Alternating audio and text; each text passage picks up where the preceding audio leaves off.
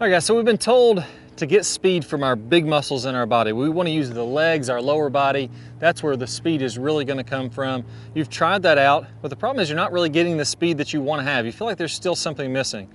Well, if all the speed comes from the lower body, from the hips, from the legs, all that kind of stuff, well, if I take away the hips and legs, there's no way I'm going to be able to generate speed. So what I'm going to do is I'm going to put that to the test. I'm going to swing here. This isn't something where I'm going to try to hit a great shot or anything, but if I sit in this chair, make a swing, I shouldn't be able to swing very fast. If my normal swing speed is, say, around 117, then swinging 40 or 50 miles an hour should be about all I should get if all the speed does come from my legs. So let's put that to the test and see what kind of miles per hour we can get, or I can get here actually hitting a golf ball. So I'm just using my shoulders, my arms, and my wrist to supply all the speed into this shot. There we go, I actually hit that one pretty daggone straight. I'd hate to hit another one. That's the first try on this, and I think that's about the best I'm gonna do. Let's take out my flight scope and let's see what kind of speed numbers we're getting here.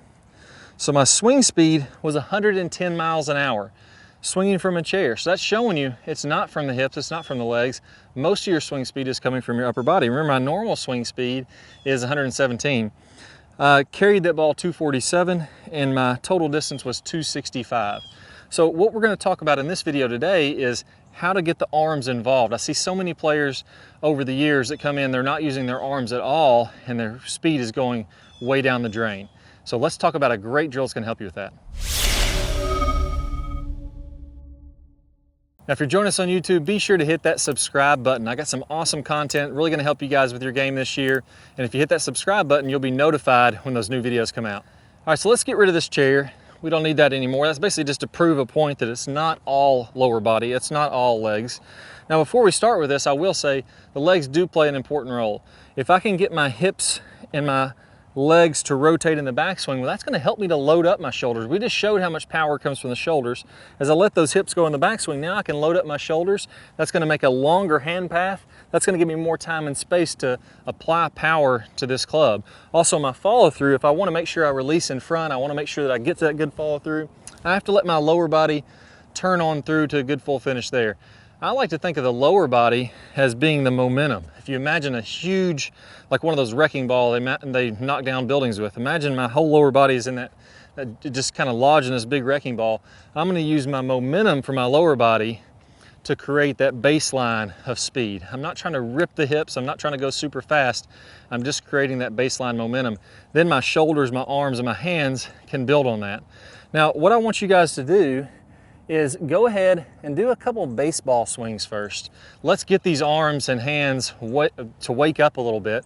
And as we're doing this, feel like you get a good angle of lag. Feel like those hands are coming in front of your chest, this club's angled back, and then from there, let that club fly on over and really get some, some good speed. Feel like you're really gonna crank one, just like if you're playing baseball. That's a great way to get those arms and hands involved. In baseball, we obviously know, hey, we're gonna have to use a little bit of those arms to get the bat moving forward because the bat weighs a little bit. The same thing's gonna happen in golf. Get a couple of those swings. Now, if you wanna take it to the next level, what you can do is lay a towel down or just stand on one knee, and I want you to make a couple swings. Let's go about 15 or 20 swings, just swinging as hard as we can from one knee. You can switch it up to the other knee. And really, what all these drills are doing is they're turning off my lower body. They're forcing me to use my shoulders, my hands, my arms, my wrist to get that club to whip. Now, last part I want you to pay attention to here, when we're using these hands and arms, we have to let that club release. We have to get that snap of speed. That's the only way you can create that real flash of speed like the pros are doing. I want you to go ahead and let that club come in front of your body and then whip that on around to really get that to go. So if I do that, I'm gonna get that club to get some good pop or good flash of speed right at impact when it's happening. And then all I want you to do from there is go ahead and turn down to the golf ball and do the same thing. So we started out doing 20 or 30 baseball swings. We got down on one knee. We did 20 or 30 swings there. Now we've got the arms involved. We've got them engaged. Let's turn this into a real swing now. The only other piece is what I mentioned earlier. Let's go ahead and let those hips work now. And if I do this correctly, if I get that good hip turn, you'll see my hips have rotated in the back. Now I can really load up those shoulders. That's like me taking this great big baseball swing and getting a lot of power with it. So let's go ahead and let those hips turn. As we come on through, let those hips turn. And now we've added the lower body and the upper body together, that's when you're gonna get the most speed possible. So I start out at 110 miles an hour. Let's see, 250 carry, I think it was 270 or so, total distance from the chair. Let's give it a good rip, adding the lower and upper body together. Now that we got those arms working, see what kind of speed we can get.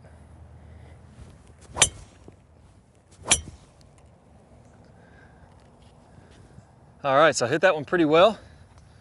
Not the most solid shot in the world, but my speed was definitely up. Let's see what the speed and the yardage are going to. So again, my first one, 110, with both the lower body and the upper body added together, 119.9. So a lot more speed there when I'm adding both of them together, but 90-something% of that came from my upper body, my shoulders, my hips, my shoulders, my arms, and my wrist releasing. My carry distance didn't hit the most solid, but 282 on there, 266, so 20-something yards farther. So we're seeing about 10 miles an hour of the club head speed are coming from the hips. Another 20 yards or so are coming from the hips, but the bulk of it is coming from the arms and the hands, making sure those whip through to get a good flash of speed right at the ball. Now we're still missing a piece here. We want to get tons of lag so that we have something to release. If my shoulders and lower body and everything's working well, but I'm already casting as I'm starting down, pushing this club toward the ball, I'm not going to create much speed. The more lag I get, the more my hands and arms are going to be able to create that flash of speed right at the ball. Well, I've got a preview of one of my best lag videos. I'm going to show that here in a second. Just click the card on the screen or the link down below in the description. You'll get instant access to that video, and you guys are going to be ripping it with all that newfound lag. Let's go ahead and get started. More lag. I know you guys really want a lot of lag. All the pros have it, and I got a great 3-piece drill that Robin's going to help us demonstrate. The right forearm, the right shoulder, they're trying to come down really hard to start the swing, and we burn up all our speed prior to getting down to the ball. So we're not saving up any of that energy. Imagine there's kind of like a pouch with arrows in it, and I'm going to pull the arrow out of the quiver and then swing on through. In grain, the reason this works is because I can't cast or that club's going to come off my shoulder. I'm letting the start of my transition be across the